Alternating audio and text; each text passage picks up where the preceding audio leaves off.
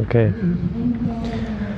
So here we are at the Mahaparinirvana Stupa.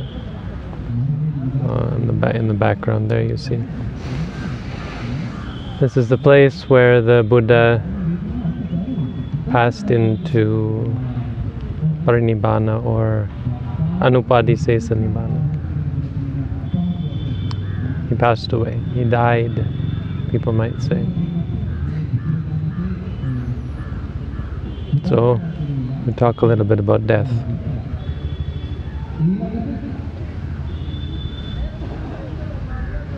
I think again, like the Buddha's birth, the Buddha's death might seem like less of a consequence, or rather than less of a consequence, less of a reason to celebrate than, say, his enlightenment. Indeed, when the Buddha passed away, there was a lot of sadness. And some of the monks who hadn't yet gained insight into impermanence were quite sad, crying and moaning and suffering because of the loss of the Buddha. When you come here, you feel, I think you feel I feel a certain sense of peace. It makes me think and made me realize when I first came here that there is something very significant about the Buddha's Parinibbana that we don't often catch. And for me, coming here for the first time was a real eye-opener or mind-opener to how important the Buddha's passing really was, in a good way, in a positive way. In many ways you could say this is where peace exists. This is where you find the greatest peace on earth. This is where it happened. So in Buddhism there are three kinds of death, and all of them are important. The first kind of death, Samati Marana. Samuti. This is the death we're familiar with. When we use the word death, we're most often talking about conceptual death. We don't use the word conceptual, we don't even think of it as conceptual. When a person dies, we call that death. It's not a concept, I didn't conceive of it, they really died, right? What's conceptual about that? We know in truth that it's simply an external observation. You see that the person died, their experience of it is categorically different. That the death that we think occurred didn't really occur. Or the death that occurred was only the death of the body, which is only a concept as well. But death of a being is important, regardless of what you believe about reincarnation, rebirth, or the continuation of the mind after death, or the re-arising of future minds based on the last mind in the last life. Regardless, death is significant. You think of all the changes that you've had to endure, all the tests we've had to pass or fail or muddle through. I think there can be things in life that are more challenging and trying than death. You can be challenged for years or even your whole life by your circumstances. But there's nothing so significant as death. There's nothing that so radically curtails or limits everything. Ambition, growth, success, pleasure, possession, relationship. Everything we strive for in the world, everything we build, every connection we make with other people, with places and things, we lose them all. We give them all up. And we know this because no matter how well you guard from other kinds of loss, the loss of life is inevitable.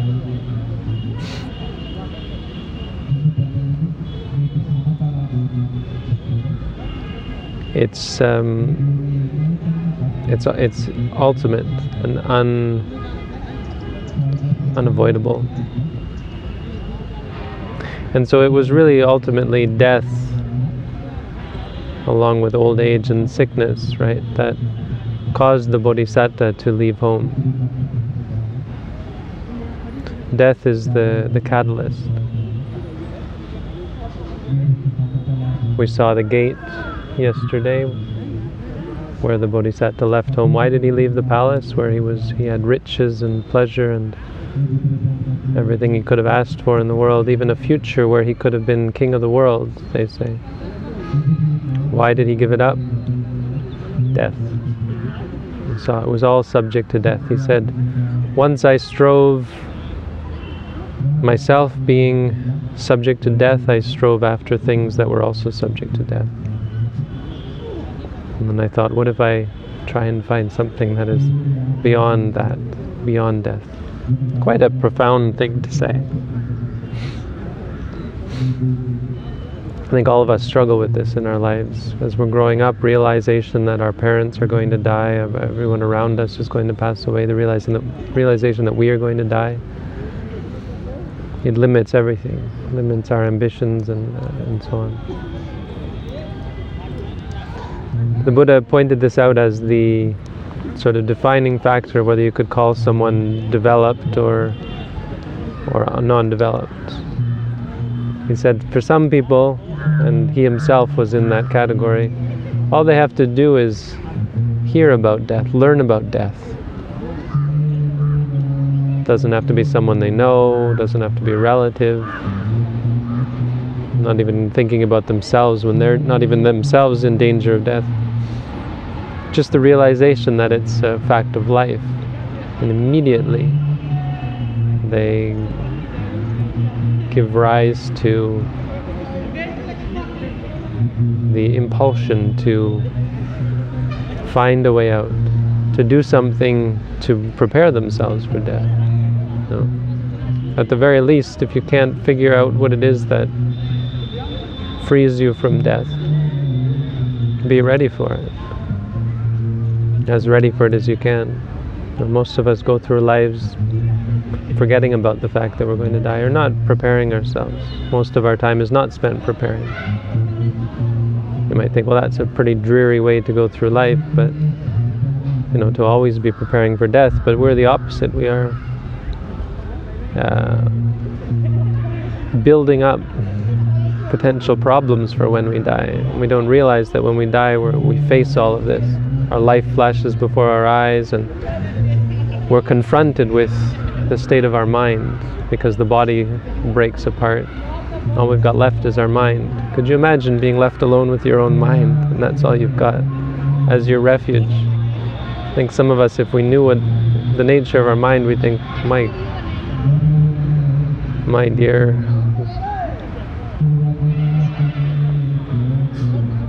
how shocking to have to be faced with that.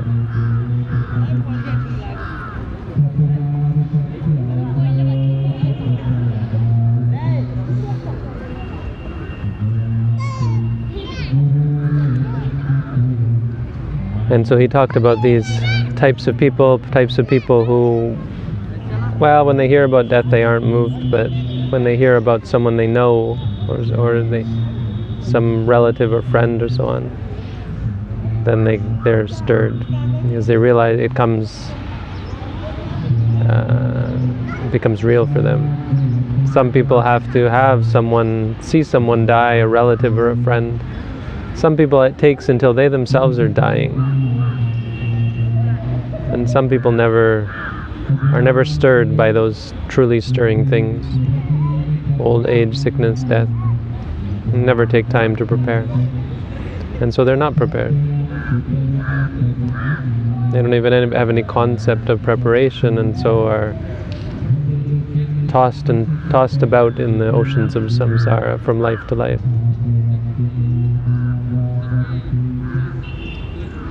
So conceptual death, what we call conceptual death, is important, but we call it conceptual death because there's another more profound, more real type of death that is giving rise to the impression that we die, and that's momentary death. That the reality of experience. Every experience is born and dies, and given that experience is the basis of reality, we're born and die every moment. It's not even really a we, it's an experience. The sound of my voice and the hearing of the sound of my voice, they arise together, they cease together. When we die, this arising and ceasing continues on. The conceptual identities of body and of mind, they fall apart, they come and they go, but the experiences, the physical and mental experiences, continue in various forms. And this of course constitutes the basis of our meditation practice. This is the objective field within which we practice. It's the fertile soil for wisdom. Wisdom grows out of this. Starting with Nama Rupa Paricheda Jnana, where we begin to see that the world from an experiential point of view, that concepts of body and mind and me and I are only a product of physical and mental experiences, that in the end there's only the physical and the mental aspects of experience that arise and cease moment by moment.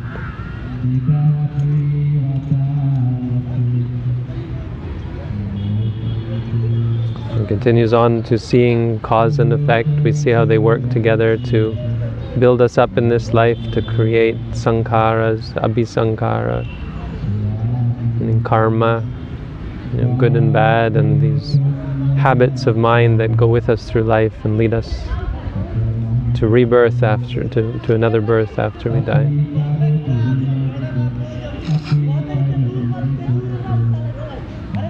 We see the chaos of it, the impermanence, the suffering, the non-self. We come to see that the idea of permanence is a foolish one. The idea that something could be born and not die, it has no basis in reality, and so our striving for stability, for permanence, is futile, is wrong-headed. We see suffering, we see our desire therefore to be satisfied. Suffering just means we can't be satisfied, we can't find happiness in anything. Because happiness isn't a thing you find in something else, it's a state of, it's a quality of mind. It comes from contentment, it comes from having everything you could ever want, which either means you get what you want all the time, or you stop wanting. And we know which one of those is unattainable.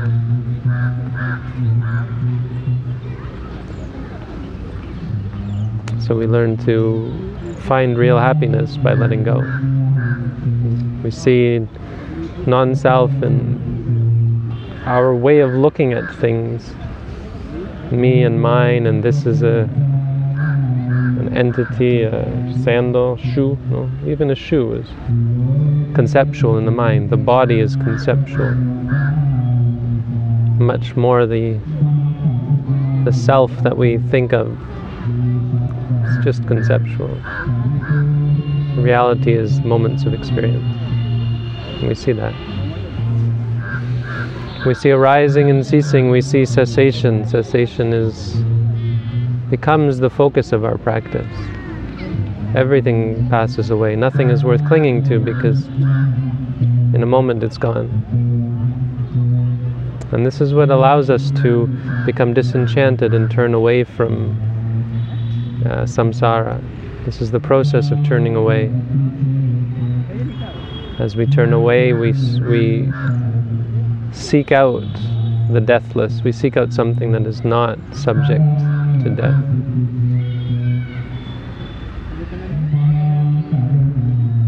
Simply seeing again and again the nature of all of the things that we might cling to as subject to death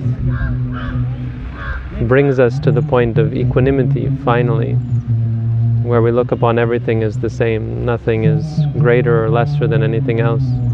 It's of no consequence. It can't make us happy. It can't satisfy us.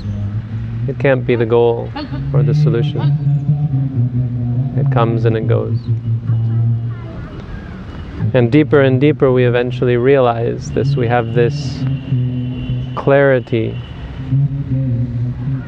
Yang kinchi samudaya dhammang sabantang nirodha dhammang. What Kondanya saw in the Isipatana deer park. Everything that arises is of a nature to cease. Everything that is of a nature to arise is also of a nature to cease. So that is the significance of momentary death is, of course, the most significant reality of our meditation practice.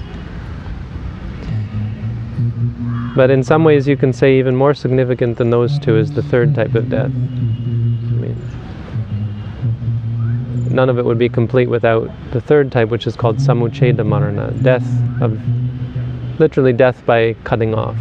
But it means the cutting off of defilement, the death of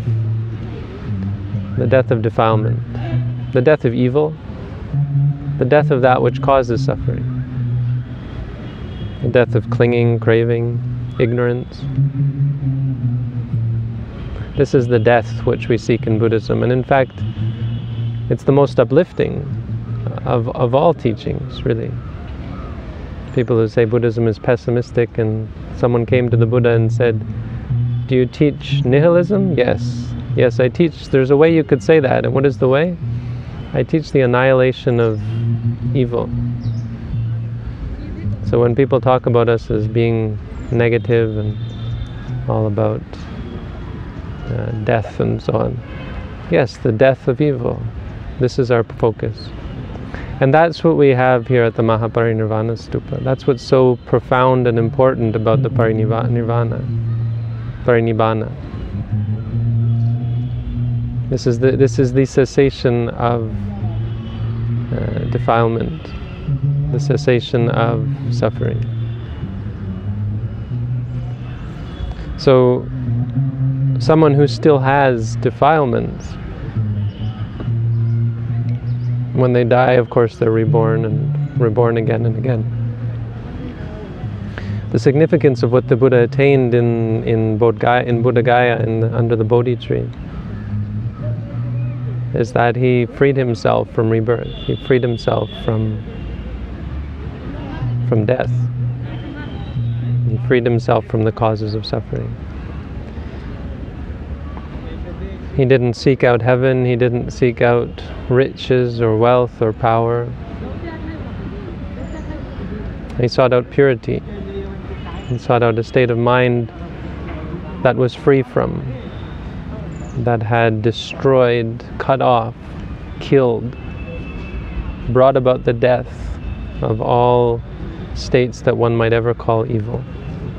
That's the goal, that's the path of Buddhism. That's what it's all about. Samucheda marana. A person who sees this fact, this reality that everything that arises ceases. This person cuts off their defilements. That's the whole point and purpose of the practice and of the realization. Our clinging, our craving comes from thinking, holding on to some hope or belief or idea that we can find something to satisfy us, that something's going to make us happy. And the cessation that comes from meditation, this experience of letting go, the profound observation or experience of cessation tells you that there isn't anything. There is no underlying, continuous, permanent thing that doesn't die, that can make us happy, that can satisfy us. There's a purification that comes, no reason to get angry, no reason to be craving, to cling, no benefit that comes from these things. There's a clarity of mind that comes from this. The mind of the Buddha, the mind of the enlightened one, that sees things as arising and ceasing as they are. Really, as we all think of ourselves. We think of ourselves as living our lives. Here we are in this peaceful place. Why aren't we happy? Why aren't we always happy? Why aren't we always at peace? And so we think it's because we don't have what we want, because we have what we don't want. We come to realize it's not because of any of that. It's because of the wanting and the not wanting. And we cut all of those off. We cut off not our circumstances. This is making me unhappy. I'm lacking this. I'm lacking that. But our perception of things, our reactions to them, how we feel about them. We see that everything arises and ceases, and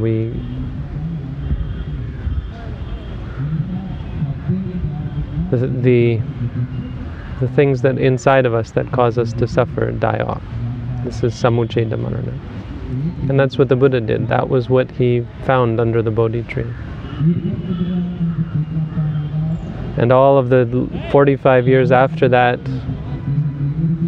was simply the remainder of the results of the karma that he had performed in his past. It was like the victory lap, where he spent his time teaching tirelessly and without any selfish interest. And then 45 years, what we have here is the fruition. Here we have the proof. We have the ultimate victory, the ultimate freedom, where the Buddha showed to all of us, demonstrated to all of us, gave us this final teaching, if you will, this final concept or idea of the cessation of suffering. So what we have here is the final death, where the Buddha came to an end of samsara. He said, "Aneka jati sangsarang." Without seeing the Four Noble Truths, we've traveled from life to life. The Buddha was everything. He was an animal, he was a human, he was a god, he was a Brahma. He went through it all, looking, seeking for the freedom from death, the deathless. And this is finally where he came to it, in Kusinara. So this place is the ultimate ending of the Buddha's path, of the Buddha's quest, where he found victory and where he found peace. We come here, and of all the places, this is the place most associated with peace. We think of peace, we can think of this as a peace that most of us couldn't fathom.